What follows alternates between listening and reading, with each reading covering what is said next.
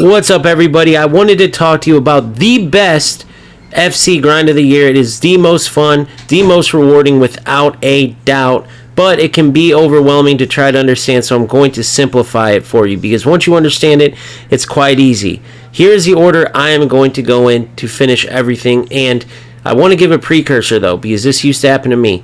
If you have too much going on and you can't finish any of this or only some of it, so be it. Do not worry about it. Your team will be fine. You'll still be able to compete even if you can't finish all of this. Now, if you have time, great. It is absolutely fun. But for instance, back in the day, I would have thought, how am I going to do all this and complete Rivals?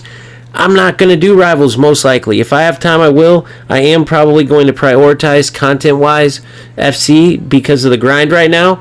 But even if I didn't have content to do as well, I probably still would just put Rivals on the back burner. I just simply put I won't get the rewards this week. Now, if you do have time, here's the beauty of this grind. Not only do you get a ton of excellent rewards in this process, you also have a string of evolutions that can create a Team of the Year like player. So, it's a double whammy. You're playing the game, you're having fun, it's outside of your typical Rivals and Champs, you're getting a ton of packs and different rewards, right? And you have a string of evolutions to create a beast of a player. Well done, EA Sports, right? So let's get into the order to do this so it's a little bit more simple for you to understand. So, this string of evolutions and rewards for this grind is going to start in friendlies, both the Fantasy FC Cup and the Fantasy FC League. Alright, start with the Fantasy FC Cup. It is one of those modes where, they have the 3-pointers with the speed boost, 2-pointers with passing boost and shooting boost and all that. They have it in the friendly mode all year, but that's the mode they're going with. A lot of players are playing Golden Goal, some aren't.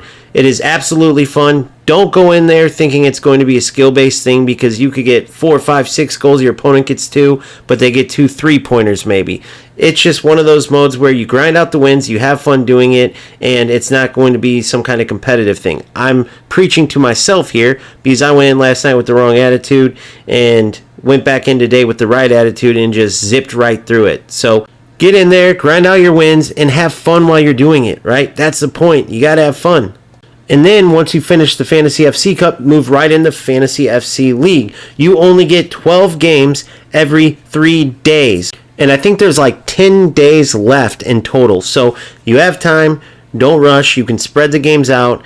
But beware, this one will be more sweaty than the Fantasy FC Cup without a doubt. So again, just come in with the right mindset. If for some reason you're not at the level where you can get, the max wins that you need, so be it. You have something to work towards. It's not the end of the world. So just remember that as well. If you do have the ability to get the max wins, excellent job. Once you complete that, then you're going to want to go into Rush. And within Rush, there are actually 2 separate grinds you're going to have to do with 2 separate modes. You have the Fantasy FC Rush, which is where you get your passing evolution. You have to get 6 wins using these requirements listed. You can go check that out. After you get done with the Fantasy FC Rush, then you're going to want to go into the Grassroots Greats Rush 2. Now, you only have 16 hours to complete this, but it's okay. It is just a weak foot upgrade to a 4-star weak foot. Maybe the player you're looking to do with this evolution string already has that. If not, and you see this video and have time, get in there and grind. However, it is going to be very hard and you may not get it. That's fine. I wanted to include it, but again, not the end of the world. It's not even necessarily a big part of this evolution string. It's just in case maybe you have a player that you either want to give a weak foot upgrade to, or the player you're doing the evolution string needs an upgraded weak foot. For instance, I want to do Nkunku. He has a 3-star weak foot. Now, maybe there's a 4-star weak foot upgrade in somewhere in these evolutions that are in the string anyway. If so, then you can just ignore what I said and ignore that grassroots part of the rush. Simple as that. Now, as for the rest of the rewards, here's the Fantasy FC Cup rewards. You can again go through objectives and see what you get there. I just finished it. Probably in total took me about an hour and 45 minutes. Again, if it takes you longer, so be it. If you don't have the ability to win them all, so be it. It gives you something to work towards. It's not the end of the world. Here are some of the rewards. This is where you'll get your Fantasy FC shooting evolution, right? So you see here in these different areas, you get different parts of the evolution as well as a ton of good rewards. That's the fun of it. But it's not the end of the world if you can't win every single game, get every single evolution. Let's just say you can't get any of them. So be it. it's still part of learning. It's still part of growing as a player. And you should still have fun playing and improving as you do play and work towards these rewards, whether you end up winning or not, right? And last but not least, you have the Fantasy FC League objectives, which is where you'll get the Fantasy FC dribbling evolution and a ton of other rewards. You can look here. The 4 wins is where you'll get this dribbling reward. So if you just want the evolution, string of evolutions, you can just go to the max amount of wins. In the Fantasy FC Cup, it was 10 wins. You see there, the Fantasy FC League, it's 4 wins, right? You could see what it is in Rush. Or if you want all the rewards, then go for all the rewards. Now, for the squad requirements in the Fantasy FC Cup and Fantasy FC League, yes, there's a lot of different restrictions right there, but here is an example squad. It's all about the overall rating.